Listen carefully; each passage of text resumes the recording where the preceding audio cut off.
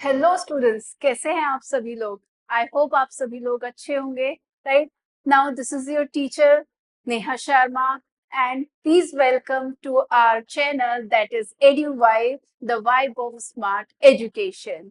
So today we will start chapter number 2 of class 8 mathematics, and that is linear equation in two variables. ठीक है। इस chapter के अंदर हम पढ़ेंगे कि लीनियर इक्वेशंस क्या होती हैं, लीनियर का मतलब क्या है यहाँ पे, और वेरिएबल्स क्या होते हैं आपके। ठीक है, तो इस चैप्टर के अंदर हम ये सब पढ़ेंगे और हम उनको किस तरीके से सॉल्व करेंगे। इस वीडियो के अंदर आज हम उस सब चीजों को कवर करेंगे, उन पे फोकस करेंगे। Let's start.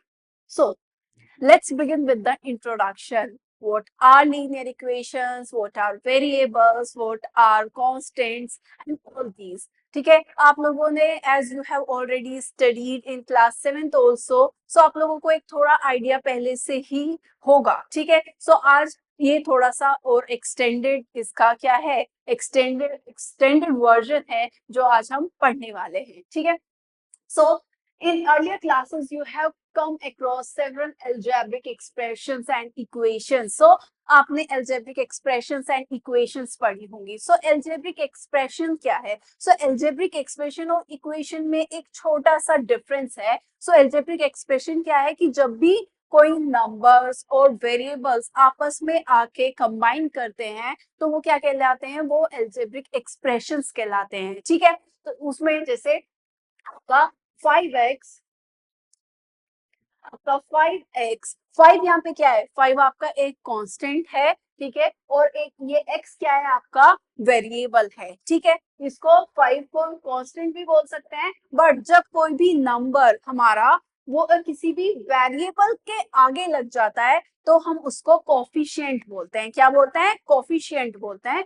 अगर मैं आपसे पूछूं कि यहाँ पे x का कोफिशिएंट क्या होगा, तो यहाँ पे x का जो कोफिशिएंट है वो 5 है। ठीक है, और x यहाँ पर क्या है, x यहाँ पे वेरिएबल है। ठीक है, ये 5x आपका क्या कहलाएगा, एल्जेब्रिक एक्सप्रेशन कहलाएगा। ठीक है, ऐसे ही 2x माइनस 3, यहाँ पे देखो x आपका क्या है, वेरिएबल है, 2 आपका क्या है, कोफिशिएंट है। कोफिशिएंट क्यों कहला रहा है, क्योंकि वेरिएबल के साथ लिखा हुआ है। ठीक है, क्योंकि वेरिएबल के साथ लिखा है तो 2 यहाँ पर क्या कहलाएगा, कोफिशिएंट कहलाएगा। और ये जो 3 है, -3 जो लिखा हुआ है, ये आपका क्या कहलाएगा, कांस्टेंट कहलाएगा। क्यों? क्योंकि -3 के साथ कोई भी वेरिएबल नहीं लिखा हुआ है, तो ये क्या है आपका, ये आपका कांस्टेंट कहलाएगा। ठीक है, लेकिन जो वेरिएबल के साथ आपका कोई भी नंबर लिखा है उसको कोफिशिएंट कहते हैं। ठीक है, 2x minus 3, 3x plus y, 2xy plus 5, ये सभी आपके क्या हैं, ये सभी आपके एल्जेब्रिक एक्सप्रेशंस हैं। ठीक है, नाउ अब आपके दिमाग में आ रहा होगा कि मैम फिर इक्वेशंस क्या होती हैं। इक्वेशंस क्या होती हैं, इक्वेशंस के कुछ एग्जांपल इन्होंने यहाँ पे दिए हुए हैं। 5x is equal to 25।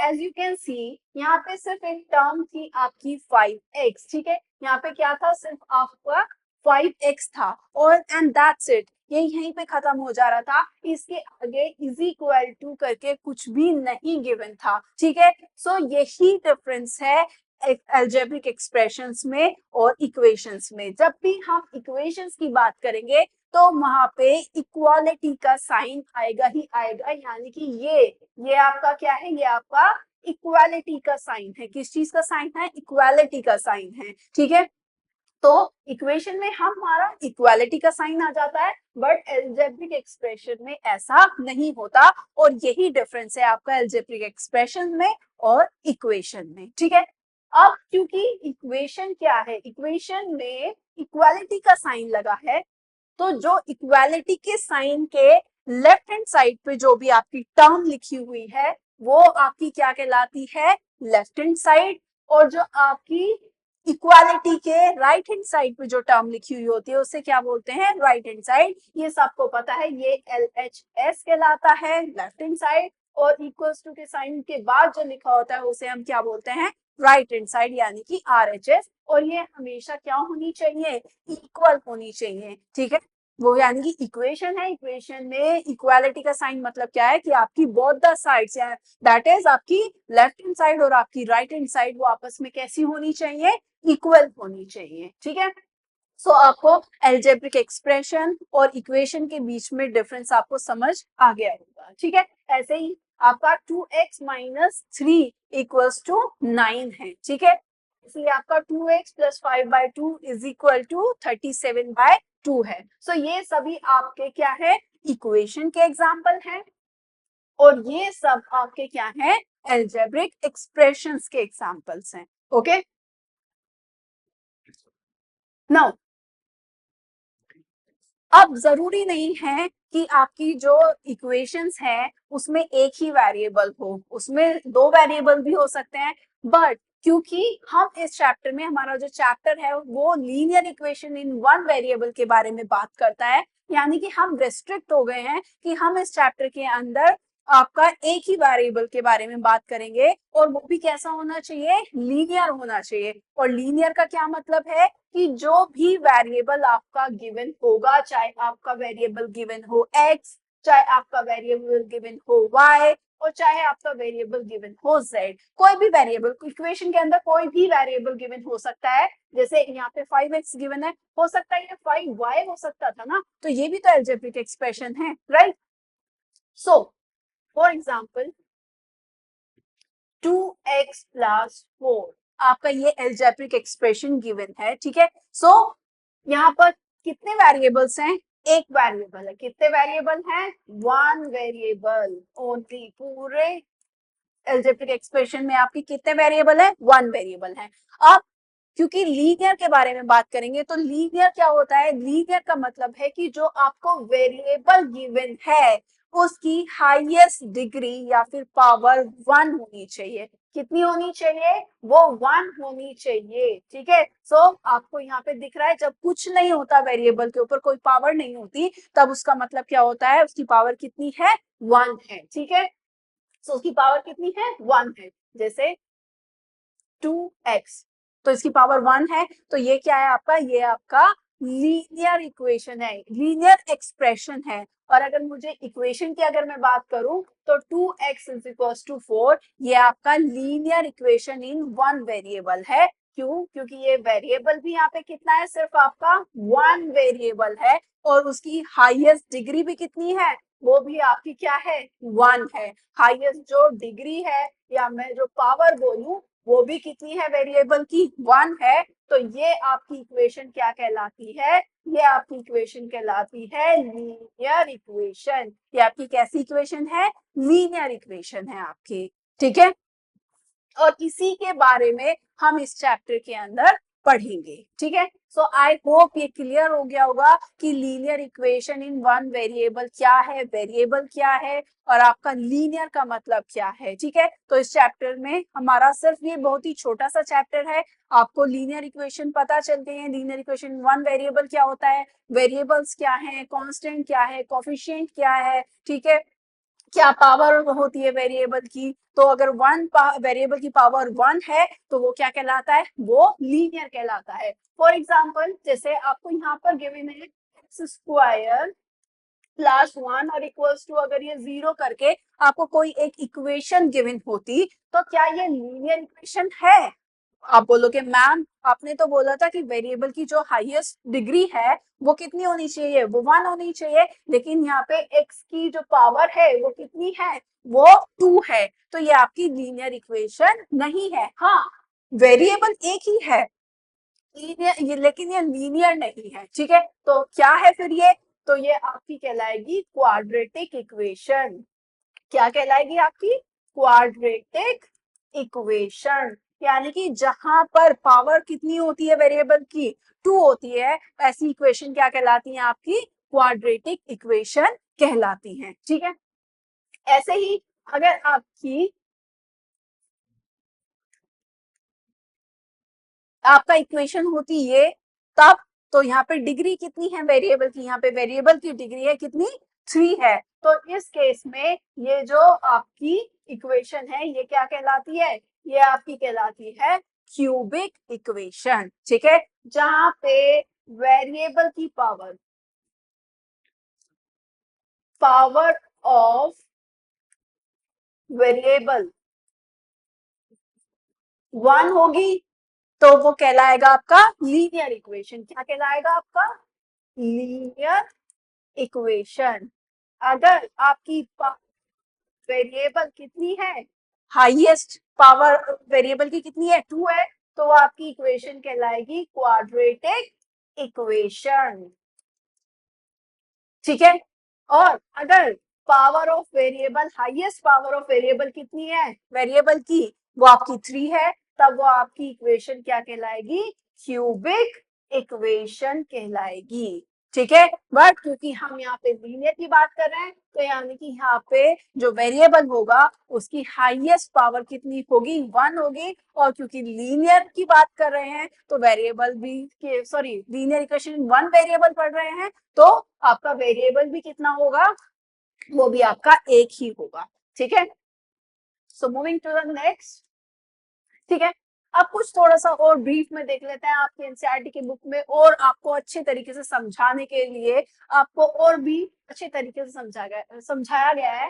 An algebraic equation is equality involving variables. ठीक है। सो एल्जेब्रिक इक्वेशन क्या है? एल्जेब्रिक इक्वेशन आपकी एक इक्वालिटी इन्वॉल्विंग वेरिएबल्स है, यानी कि वेरिएबल्स को इन्वॉल्व करके, जैसे आपको एग्जांपल भी यहाँ पे गिवन है ना, देखो यहाँ पे इक्वालिटी का साइन है, ये आपका क्या है? ये एक्स क्या है? आपका वेरिएबल है। ये इक्वल्स टू का जो साइन है इसको क्या बोलते हैं? इक्वालिटी बोलते हैं। ठीक है। और ये आपकी पूरी 2x-3 इक्वल्स टू जो 7 है, इसको हम क्या बोल रहे हैं? इसको हम इक्वेशन बोल रहे हैं। मैंने अभी तो आपको बताया था कि एल्जेब्रिक एक्सप्रेशन में और आपका इक्वेशन में क्या डिफरेंस है, कि जो आपका अगर सिर्फ इतना है 2x-3, तो ये आपका क्या कहलाएगा? ये आपका एल्जेब्रिक एक्सप्रेशन कहलाएगा। ठीक है। बट अगर इसमें इक्वालिटी का साइन लग जाता है तो ये आपकी क्या बन जाती है? ये आपकी इक्वेशन बन जाती है। ठीक है। तो अगर मैं आपसे पूछूं ये एल्जेब्रिक एक्सप्रेशन है या इक्वेशन है, तो आप बोलोगे कि मैम